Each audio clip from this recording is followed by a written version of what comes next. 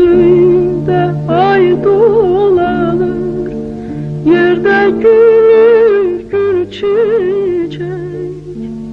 Gören haçan bir de yarın kapımızdan geçecek.